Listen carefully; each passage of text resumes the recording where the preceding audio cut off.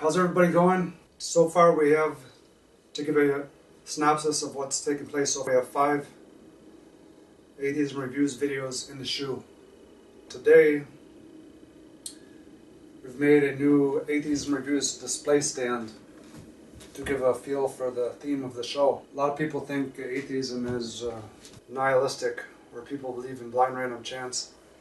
So what we have here is a symbol icon for the show, which represents the belief system of the Atheism Reviews channel, which is extreme atheism. To explain what we mean by extreme atheism, the mnemonic you're going to want to remember for this channel is to think of each of these letters as representative of the belief system of extreme atheism. A is belief in atoms. T is belief in thermodynamics. That is, thermodynamics is the science that governs the operation or the working of the universe. H stands for enthalpy.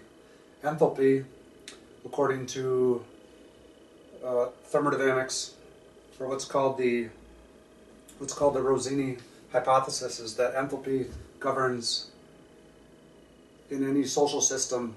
There's a balance between freedom and security, and enthalpy is the measure that governs the security of the social system. E is for energy.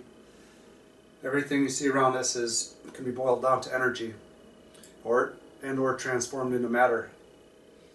I stands for ignorance. The 95 to 99% of the people around you are going to be completely ignorant about thermodynamics. A, B, religion, the mythological origins of religion. C, the way in which physics and chemistry and thermodynamics apply to the humanities in a non-religious way.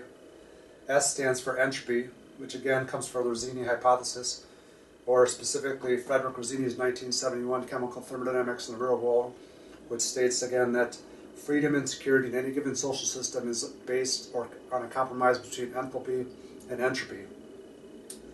So entropy, as we remember from the Atheism Reviews timeline, is the second law of the universe, which is that first law being that energy is conserved. Second law is that entropy tends to a maximum. Now, when these two laws are combined, in terms of human interactions, it means that the free energy will tend to a minimum in any given social process or reaction. Where that comes from is from Clausius. Clausius, the founder of thermodynamics, German physicist. His direct leading student was Willard Gibbs, from the first American PhD engineer in America. Gibbs' direct main student is Gilbert Lewis, who founded chemical thermodynamics at Berkeley, after starting out at MIT, which is the leading school of chemical thermodynamics in the world. Lewis's leading student was Frederick Rossini, who published the first modern textbook on chemical thermodynamics. Rossini, in 1971, gave us his final view on society, which in a priestly metal address called Chemical Thermodynamics in the Real World. You can look at to the links below. It explains human interactions in terms of chemical thermodynamics. No gods involved. M is for material, matter. All atheists are materialists. That means they believe that the world is composed of atoms and void, or matter. Or in a modern particle physics synopsis, the universe is comprised of fermions, which is the matter portion of the universe, which for us can be summarized as protons and electrons, and bosons, which is the energy portion or the force portion of the universe, which is for us can be summarized as photons. So the synopsis of modern atheism is that, or extreme atheism, is that we have atoms, thermodynamics, enthalpy, energy, ignorance, entropy, and matter forms the basis of our belief system. There is no gods, spirits, souls, or anything involved in all that. It's all ancient metaphysics and mythology. So over here we have what's called the start of the books that started the New Atheism movement. First we have Sam Harris. He started writing The End of Faith the day after 9/11. Published this book, his religion-denouncing book, in 2004, where he just rips apart all of the immorality of Islam and Christianity, such as throwing acid in the face of uncovered Muslim women, the rapes with the priests in the Christianity, and so on. Richard Dawkins, the biggest known book, he published The God Delusion, 2006. Then we have Christopher Hitchens. His book is decent, but he's a better debater. He published God Is Not Great in 2007. What's called extreme atheism, to explain, is if anyone's ever got into a debate with me online, if you are a religious-minded person, you sometimes will label me as an extreme atheist because I deny the existence of life as being a metaphysical term, not found in atoms. There's no life involved in the hydrogen atom. Therefore, there's no life involved in human defined as a molecule. Now, historically, there's only been 5 other extreme atheists, and these are other books right here. So first we have the weakest of the bunch is Ayn Rand. She has a brand of atheism called objectivism. She published her views in 1957. The oldest of the bunch is Gene Mesler. He was a closet atheist. He was a priest, and he left on his last day of existence. He left 3 copies of a Christianity ripping book called The Testament. I haven't read the whole thing yet, but he's supposedly makes Dawkins' God Delusion look like a baby book. Next we have Julian Lemaitre. His views are similar to mine. He says his book is published in 1747 called Man and Machine and Other Writings. He's a hardcore materialist, and he says that things such as what is the soul but an empty, meaningless word that has no substantial basis. Next we have Ludwig Feuerbach. His views are pretty good. His views were, again, as we talked about, the timeline was what launched Russian atheism. So somehow his views got steered through Marx and through Lenin and went off course a little bit.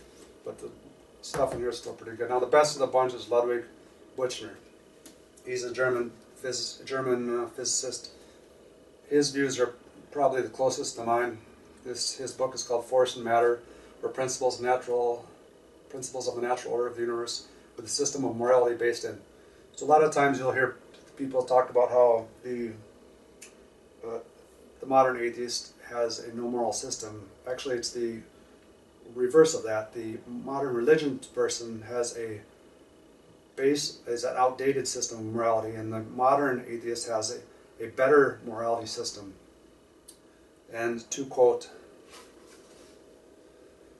"The universe as we see it is a result of regularly working forces having a causal connection with each other and therefore capable of being understood by human reason."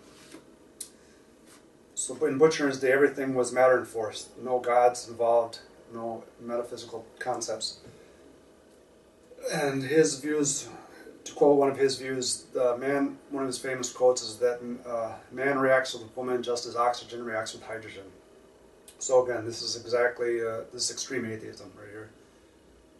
But not in the sense, atheism usually has a bad name as being someone who is a lonely nihilist who lives in a dark room. Check out the online article Atheist Misconception in the drop menu to understand what I'm trying to say here. P.Z. Myers, for example, in 2008, cited the following diagram to give an example of how people seemingly categorize atheists as lonely nihilists who believe in nothing. That's just, again, is ignorance.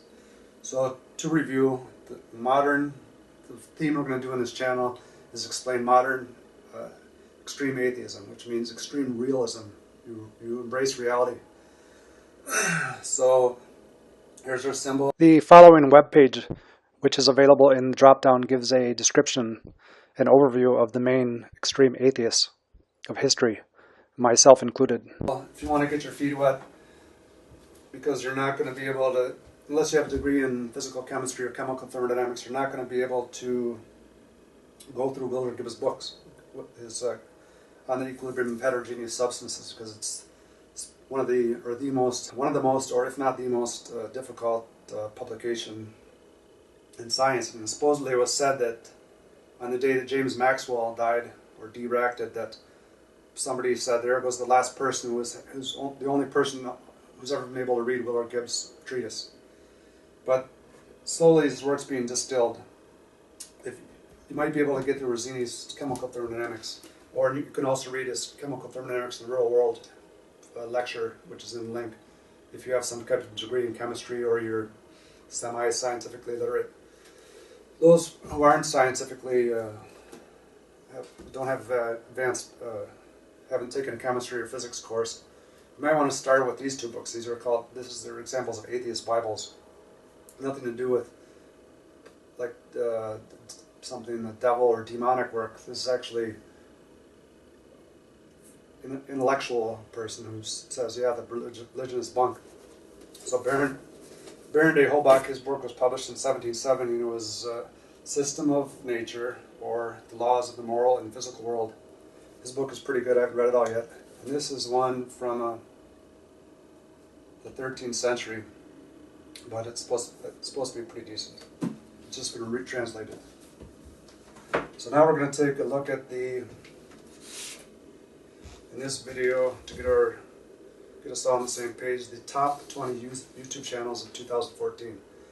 And the way these channels are ranked, we're going to go from the 20 down to the best, the worst to the best. The way the channels are ranked is views per sub, which means that the best channel gets one person to subscribe for every 67 views. The worst, not necessarily the worst, but channel number, the 20th ranked YouTube Atheism channel has a view per sub rate of 308, which means it gets, for every 308 views, it gets one person to sub. So let's take a look. Coming in number 20 on this year's countdown, we have the Amazing Atheist, otherwise known as TJ Kincaid. He is the first major YouTube atheist. He launched his channel in 2006. His MO is venting a lot on religious idiocy, but he supposedly has a bit of a bad rep for misogyny postings, among other issues. He has 193 million views and a view per sub rate of 308. His most popular atheism video is I Hate Religion and Jesus Too, published 2 years ago.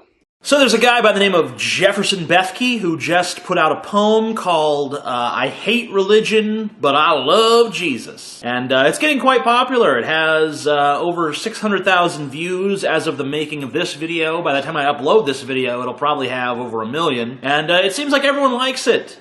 Seems like it's pretty fucking popular. Everyone's like, yeah, fuck religion, woo, but yay Jesus.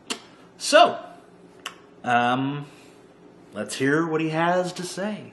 What if I told you Jesus came to abolish religion? I would have to say that doesn't seem very accurate. At number 19, we have the Atheist Digest, which is mostly re-uploads of the Atheist Experience shows and some Richard Dawkins interviews. At number 18, we have Edward Current, a self-described 2007 not agnostic turned 2009 agnostic atheist, who is known for his 2008 video, An Atheist Meets God. Dum-de-dum-de-dum. I don't believe in God. Dum-de-dum-de-dum. Everything came from the Big Bang. Dum-de-dum. And the Bible was written by mortal men. Dum-de-dum-de-dum. What the? Uh-oh!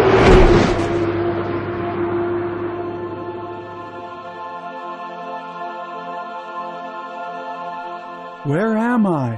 Where do you think you are? Who are you? I am the God of the Bible, the creator of the universe.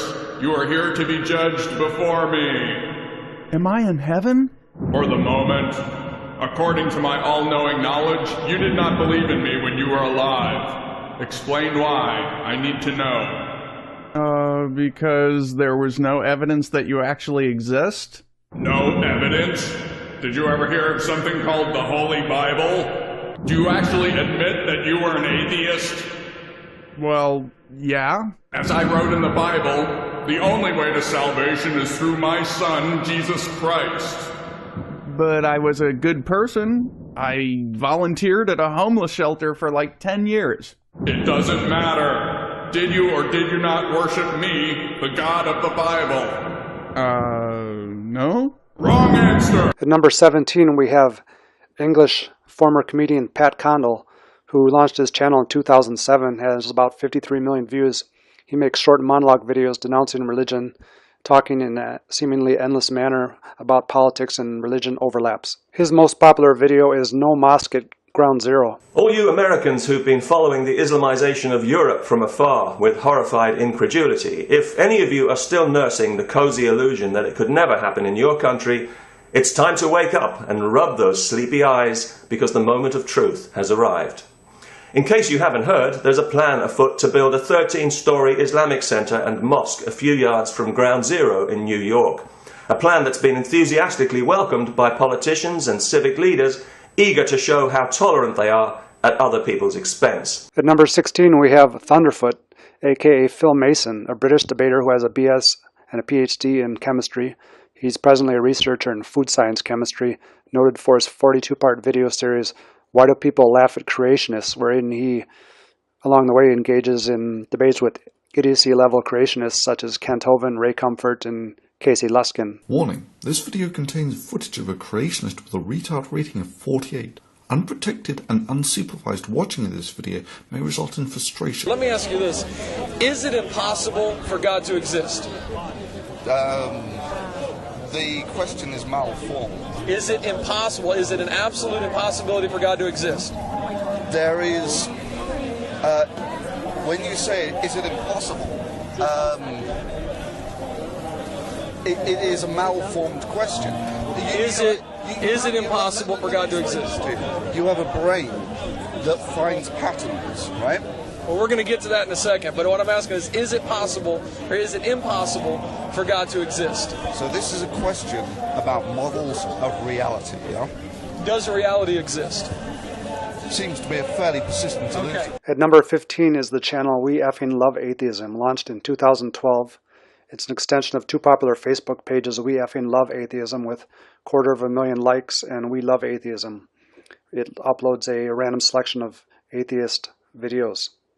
Number 14 is Atheism-is-Unstopable, launched last year, 2 million views, by a guy whose motto is, I'm just a person who saw the life of Brian as a child and figured it out. This isn't rocket science. His MO is to upload atheism or religious subject matter and ridicule it with a kangaroo moving around the screen as his avatar. And number 13 is someone whose videos we've all probably seen at one time or another. Dark Matter 2525, aka John Matter. He does cartoon comedy roasting religion videos with the motto, nothing is sacred, question everything. His most popular video, uploaded last year with 12 million views, is If Man Obeyed God. God, I think there's a problem with some of your designs. Jeffrey, the only problem is your lack of understanding. I'm God. My designs are perfect, okay? Perfect nightmares, maybe. Okay, remember, be full of fruit, be fruitful and multiply. Multiply? And exactly how do we do that? Remember when we couldn't find a suitable animal for you to fuck, so I created Eve? Too fat. Too skinny.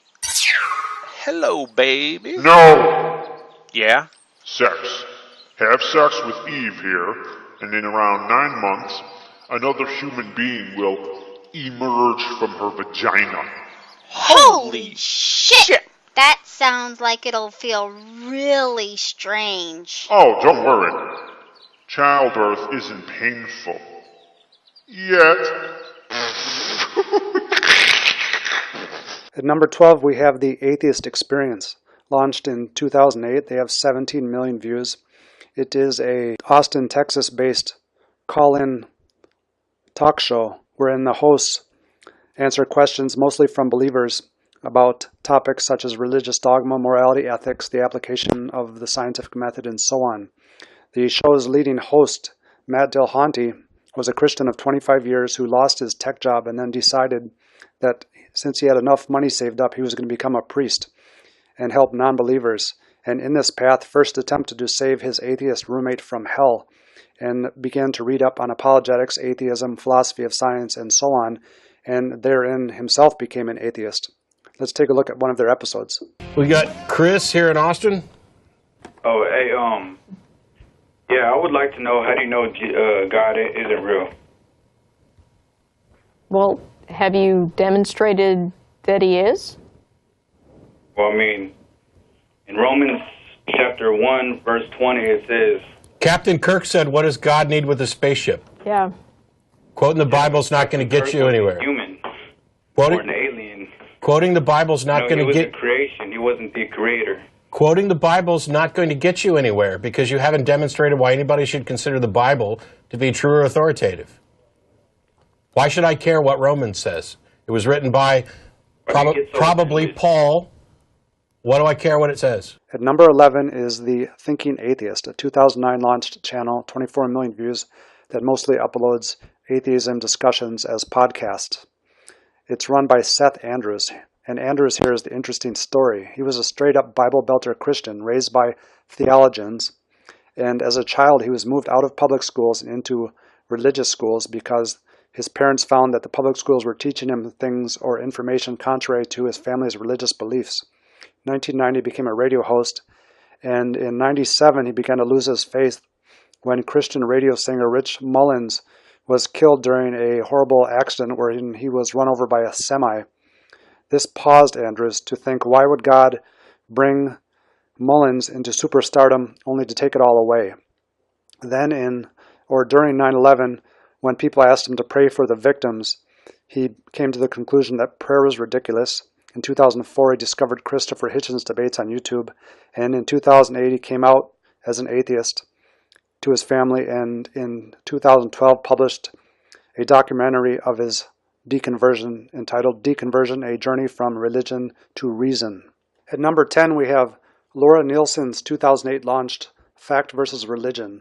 She has some decent Draw Muhammad videos and is most noted for her 4 questions for an atheist. I have 4 questions here from a Muslim who genuinely seems to actually be interested in an answer or in what atheists would think about this. So yeah, if they're genuine questions, sure, I'll try my best to answer them. Okay, question 1. Existence of God. My question is, do atheists think that something can be created out of nothing? I summarized this question, and I hope I did it correctly. What I think you're asking me here is, how do I think the Big Bang happened, or how can I explain it without God? Okay, well, I can't at the moment. At the moment, science doesn't have a consensus on a unified theory of everything. Question 2, sense of morality and afterlife. What about people who murder others like Saddam and Hitler? Do they just get away with it? You're talking about a sense of justice. Shouldn't there be justice for the righteous and the wicked and stuff like that?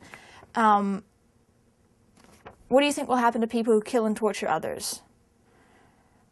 They just die like everybody else. There's no afterlife. There's no heaven, hell, torture, etc. It's not realistic or sane to assume that that's going to happen.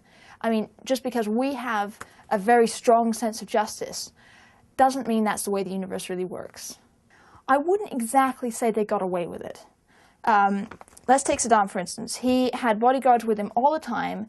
He slept in different places, in different beds. He was constantly worried about, he had food tasters, he was worried about being poisoned, he was worried about being killed, and with good reason, because he killed a lot of people. When you do that, you make enemies.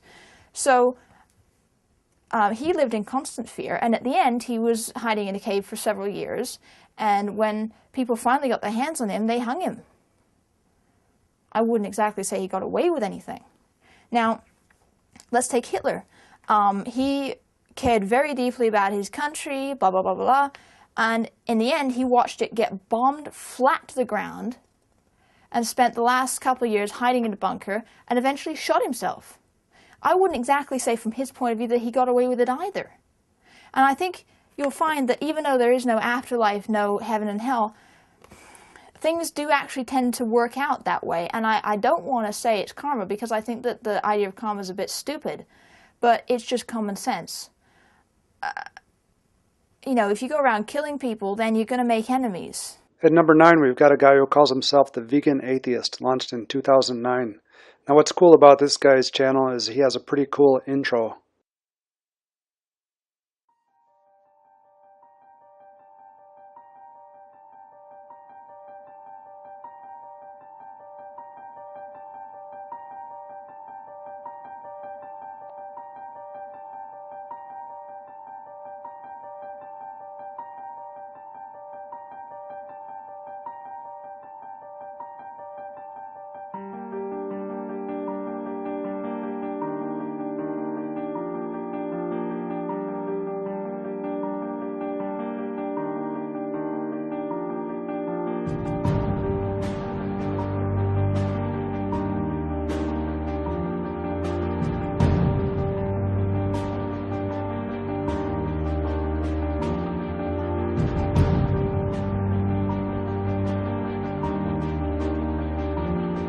As we move into the number 8 position, we get into the heavy hitter range. Specifically, at the 8th position, we have R.N. Nielsen's 2006 launched channel, AronRa. He's probably the coolest atheist on YouTube, and he's very passionate about what he does. When asked in a 2011 interview about what drives him, he stated, "I don't like being lied to, and I especially didn't like being lied to as a child." I was not always an atheist, but I was always a free thinker. Even when I was Christian, I didn't know the requirement of faith. I didn't know the true nature of faith. I didn't know that faith was something that you assumed for no reason, maintained against all reason to the contrary. And I didn't know that it was a lifestyle that you had to choose and then dedicate your life to.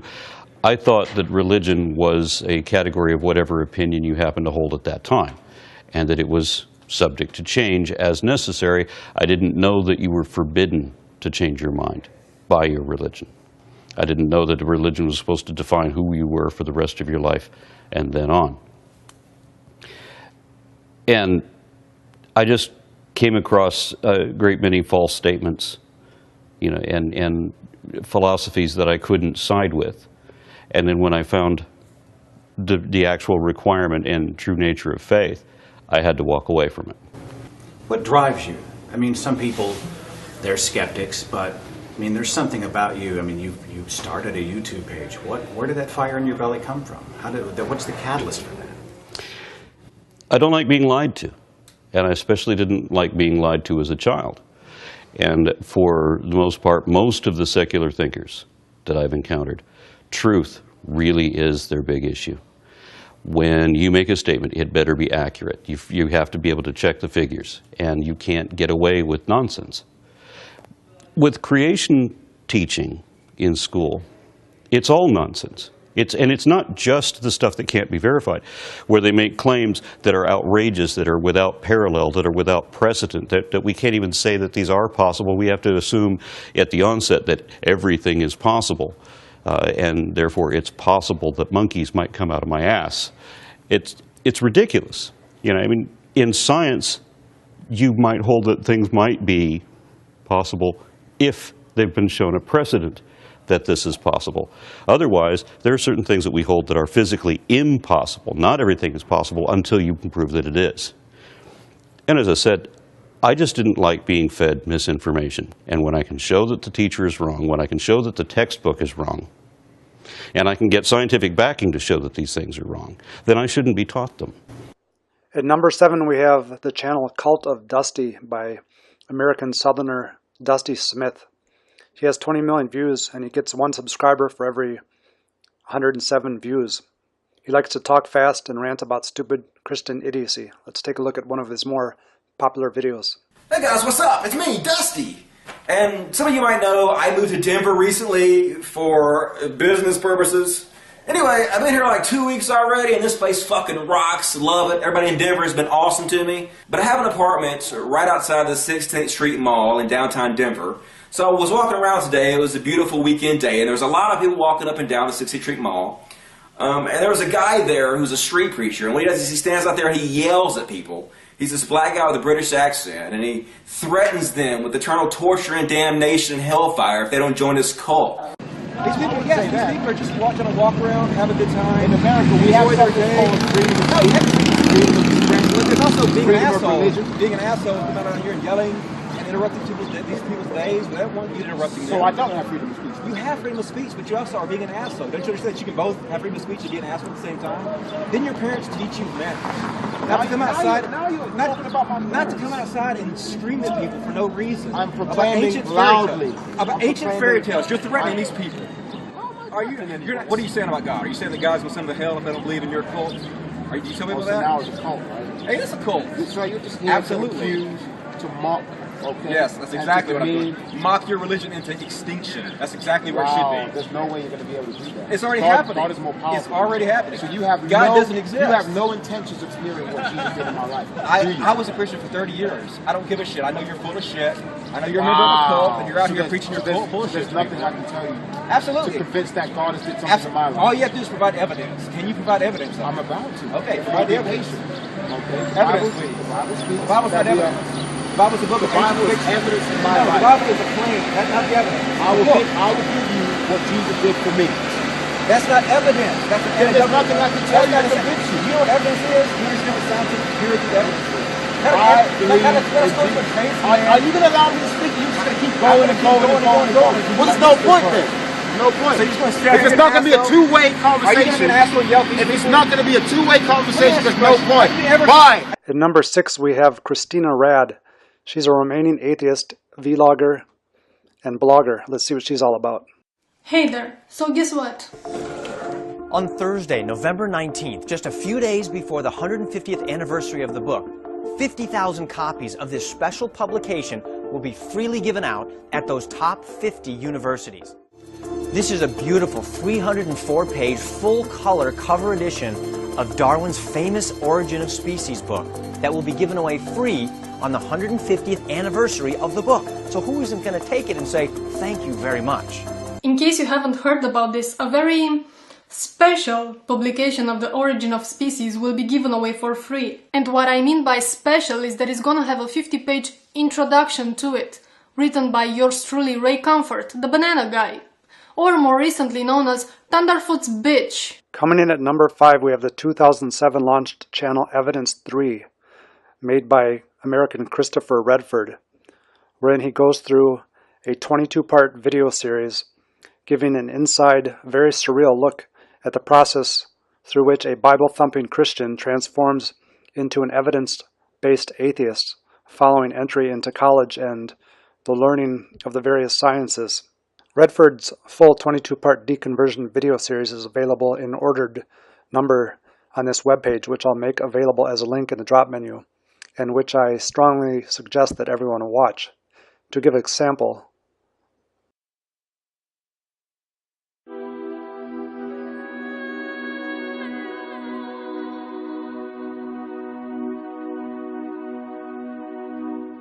as atheists, we sometimes treat the concept of God as if it has a silver bullet, as if there's just one problem with the idea of God that we can point out that will destroy it altogether as a valid concept. Even atheists who are former and deconverted Christians make this mistake, because there is often one concept about God that dealt the final blow to their belief and brought them to disbelief. The takeaway points from Redford's 22-part video series is that each believer has a God concept in their head comprised of 7 nodal points, and that for deconversion to accrue over the course of 3 years, 4 of the 7 nodal points have to come under attack. For example, in his case, morality, logical arguments, creation, prayer. For those who don't know, Redford engaged in YouTube following the VenomFangX fiasco. Hello, VenomFangX. It has been a while since I have made a video about you. Although you claim to have left YouTube, you have proven that you are not too far away and may very well watch this. Let's take a look back at the different stages of your YouTube history and show how it demonstrates that you are morally and mentally immature and underdeveloped, or worse, suffering from some form of mental disorder as others have speculated. I was a latecomer into the creationism debate on YouTube. It took me a while to watch enough videos to put the pieces together, but now I feel that I have an accurate understanding of you and your personality. You joined YouTube in May of 2006. You have said that you became a creationist sometime in late June 2006, and you began posting videos sometime afterwards. So here I was at a very young age, I think I was 7 or 8 years old, I was preaching there was no God, and I continued that way for pretty much my whole life up until June 28th, 2006, which was 2 years ago. Today's 2008. I'm now 22 years old, so I spent from the age of 7 till the age of 20 as an atheist. That's a long time. All right, let's interject here for a moment to take a look at Canadian Sean Cairn, aka VenomFangX. He was raised as a secular Jew who turned atheist and then Christian apologeticist at age 20, thereafter going on to become the most notorious and most subscribed Christian channel on YouTube prior to 2009.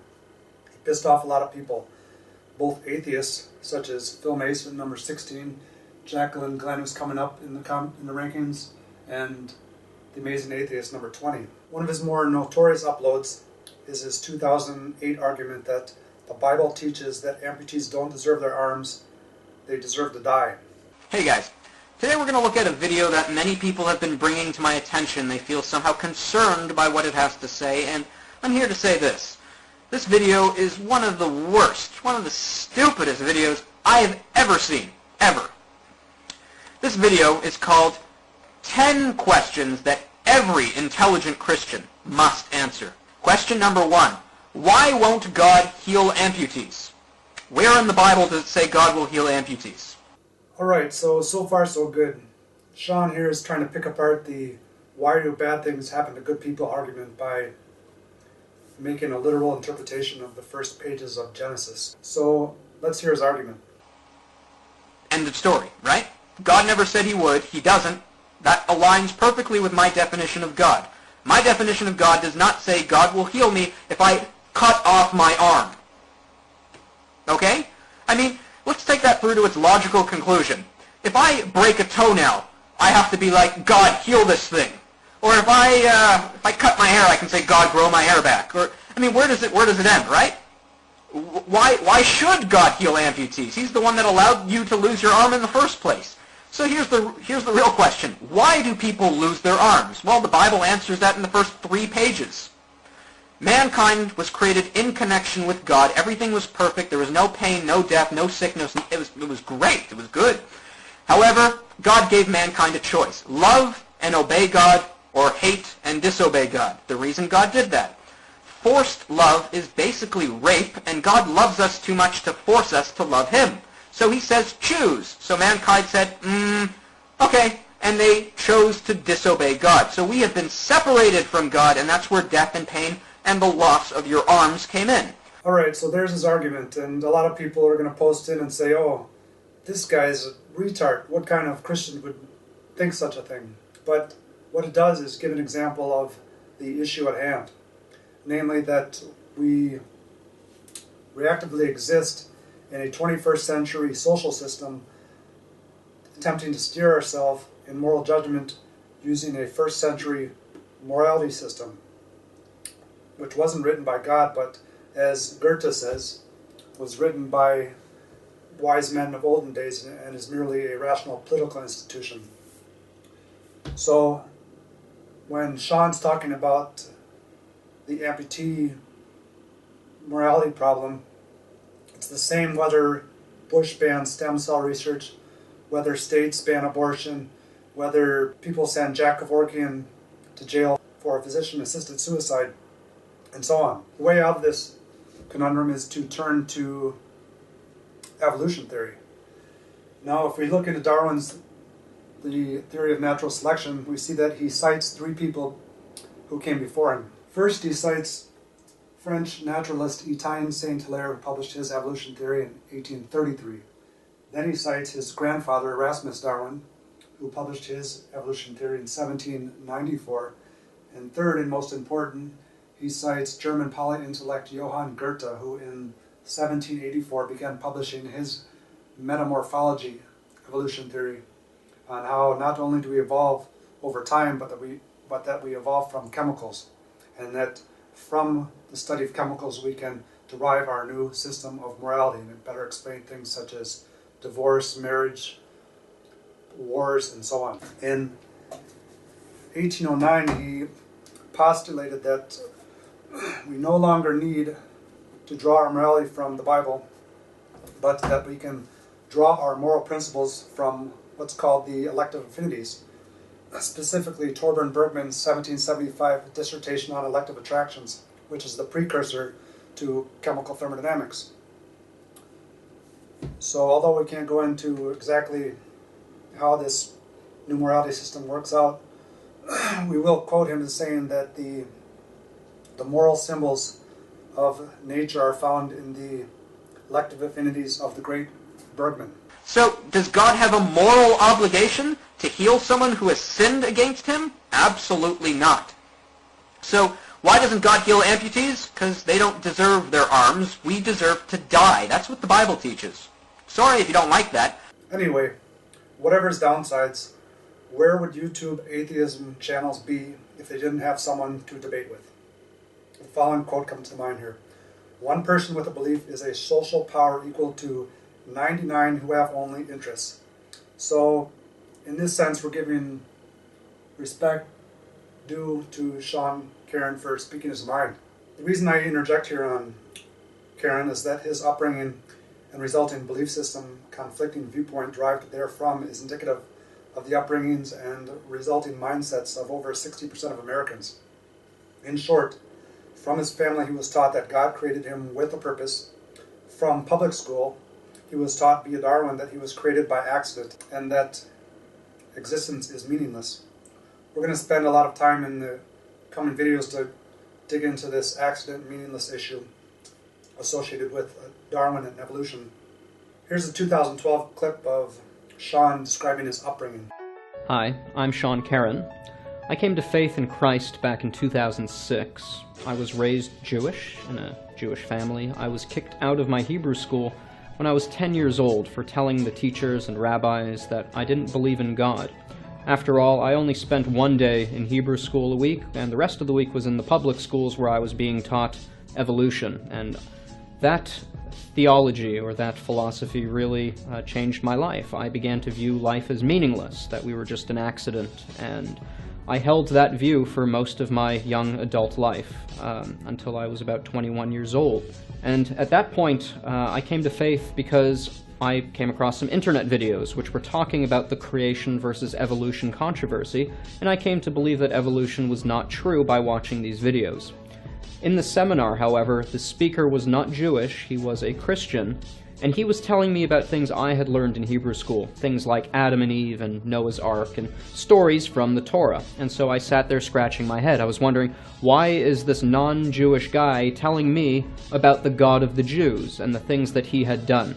This caused a lot of problems for me at home. My family were not believers, either Jewish or Christian, very secular, and so there was a lot of hostility and confusion there, and all my friends alienated me, wouldn't talk to me anymore, so there was a lot of loneliness and pain over this issue, but at the same time I was not willing to give up my conviction that Jesus was who he claimed to be, the Messiah. And so that really got me through those early years. I went to school, I got a bachelor in religious studies and philosophy, and now I'm a missionary for Jews for Jesus. Back to our countdown. Coming in at number 4 is Andre Oliver. He's had some recent Google AdSense switching channels issues, so I don't know whether his view per sub rate is 85 or 44. But he's noted for his 2013 autobiographical documentary, Stray from the Flock, the story of a black atheist. Let's take a look. My name is Andre. I'm an atheist. And like so many others, I happen to be the only atheist in my family. But why is being a black atheist so much different? Why does it seem that belief in God in Black America is seen as mandatory? My family always knew that I was an atheist, but I never really asked them how they felt about it, until now.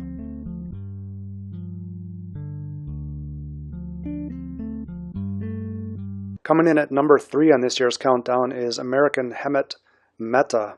He's a Jain turned atheist whose channel is relatively new, joining in 2013 and already having 8 million views. His modus operandi is that of a Mr. Nice Guy atheist persona, wherein he pulls in 1 subscriber for every 76 views. His background is that in 2004 he completed a double degree in mathematics and biology, began teaching in 2007 at a local high school in Illinois, and in 2007 gained notoriety for his book How I Sold My Soul on eBay, followed by the 2012 book The Atheist Survival Guide. Let's take a look at one of his more popular videos. So a question comes up, what are things Christians should not say to atheists? First one, where do you get your morality from? Don't assume that because we're atheists, we don't have morals. We all have morals, we all have ethics. Ours don't derive from a holy book.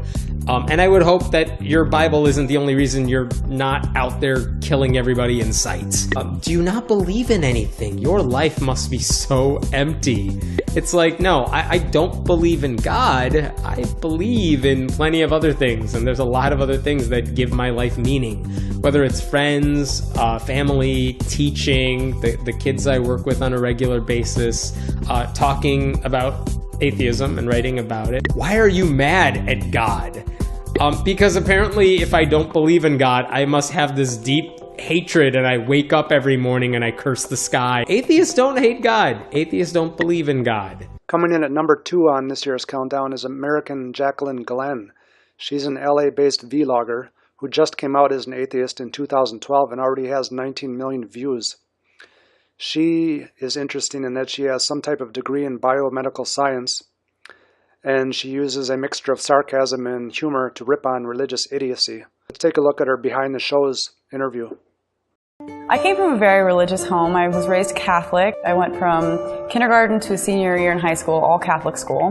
And my parents were divorced when I was really young, so my mom's side was all Catholic and my dad's side was very Protestant. And my dad is actually right now a Christian singer-songwriter, so there's religion all throughout my family, very strong. I'm the only one who's an atheist, or even close. I first identified as an atheist about 2 years ago. I started doing YouTube for other reasons, like animal rights, and eventually I slowly progressed into atheism, and I said agnostic for a long time, and then I finally admitted it and just said I'm an atheist. Nothing drastic really happened. I never felt that connection that a lot of people felt with religion. So I left the Catholic Church and tried to be Protestant for a little while.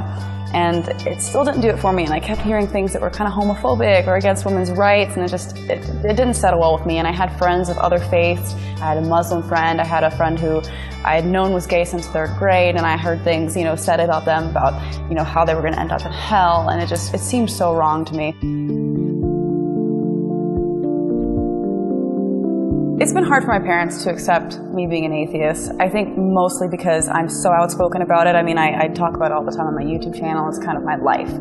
I think it'd be easier if I were just like, Mom, I really don't think I believe in God. Or Dad, I don't really know how Protestant I want to be anymore. It's not like that. It's like I'm an atheist and I'm in your face about it. Coming in at number 1 on this year's countdown is the Bible Reloaded channel.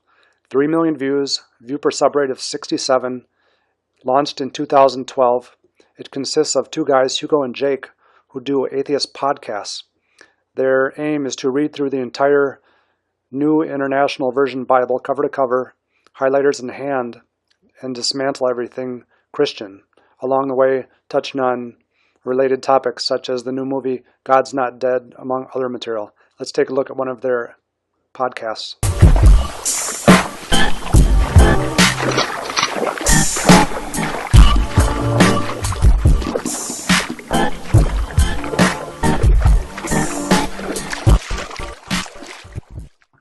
I'm Hugo. And I'm Jake. And this is the Bible Reloaded.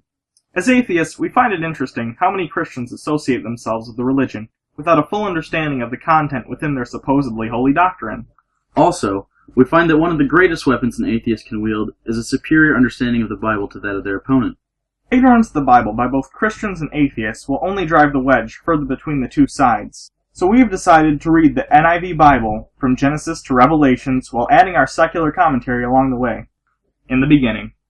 The creation story and a lot of the Old Testament in general is a point of contention for a lot of Christians. There are a lot of people who consider themselves more modern Christians who don't take these stories literally. They consider them parables and they consider them stories with morals as opposed to actual historical happenings. And that's fine. That's more plausible. But at the same time, there are a lot of people who consider themselves literalists. These are people who in modern day America, and to a lesser extent the rest of the world in Christianity, believe that the Bible is the literal word of God. Every single thing in here happened to the T like it says. So when we read you the creation story, understand that there are people who believe this literally happened exactly this way. No matter the scientific evidence that contradicts it, it doesn't matter. If it's different than what it says in this book, it means that scientific evidence is wrong. It's a dangerous perspective to have, but unfortunately it's one that a lot of people do have. Alright, so that's it for this year's countdown. Hope you enjoyed the show. If you know of any channels I've missed, leave a comment in the threads.